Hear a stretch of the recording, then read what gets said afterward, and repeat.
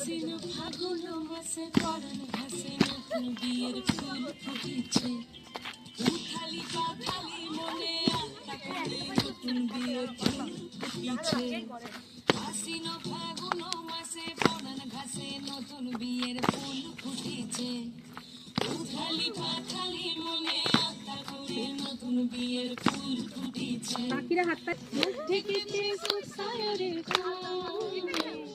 খোপার কাটা চন্দন বাটা সোহাগ রাতের পেশার সবার জোর